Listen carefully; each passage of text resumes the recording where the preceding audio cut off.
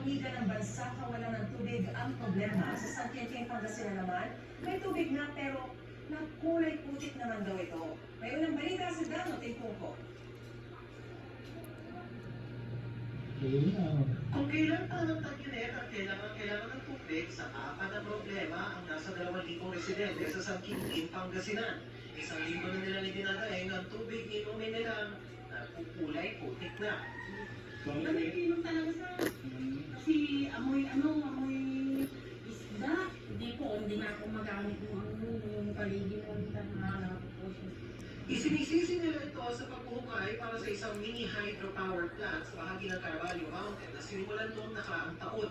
Bumaba yung mga cute na pumunta sa ilog. Sinakpan niya yung filter ng pinagkukuhanan ng tubig. So lumabo, hanggang wala nang lumaloy. Nagigid lang sila kung saan-saan. Umaabot daw ang lupa sa Dipalo River na pinagkukunan ng tubig ng isang pribadong water concessionaire at ng local water utilities administration doon. Apektado rin daw ang mga magsasaka dahil natabunan ng lupa ang abusan nila ng tubig. Pati na ang Dipalo River Park na nag-iskulan na ng malaking swimming pool ng putik. Ang reklamo ng mga residente nakaabot na sa sangguniang bayan na nakipag-ugnayan sa pangunuan ng kumpanya. Meron naman tayong mga tinitingnan nila na solusyon like yung paglalagay natin ng mga geotextile filters. We will take note of those construction improvements.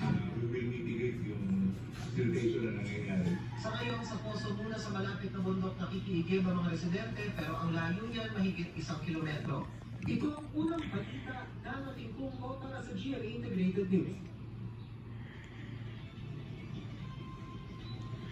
Dinitihang Speaker Martin Romualdez sa tuloy ang trabaho at dapat na mapigil ang pamumulitika sa gitna ng usap-usapan ng umaning kudita sa Kamara.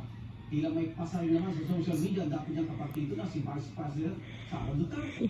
Ngayon ang balita si Mark Gonzalez.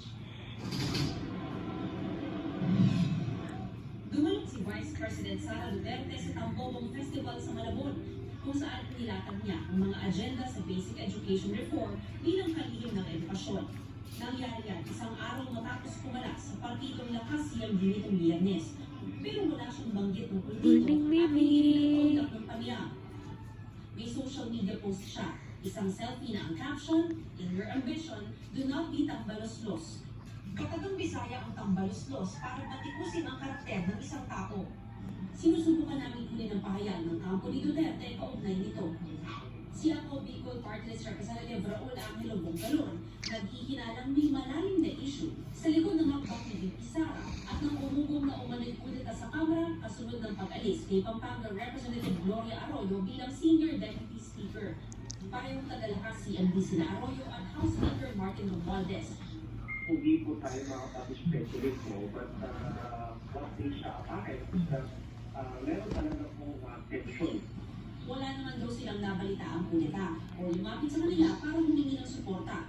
Gayunman, Kami po sa Party List Coalition, ay book po ang aming suporta kay Speaker Martin Romualdez. It is not about loyalty check. We remain to be supportive of this legislative agenda. ilang partido rin ang nagpahayag ng suporta kay Speaker Romualdez gaya ng Nationalist People's Coalition o NPC.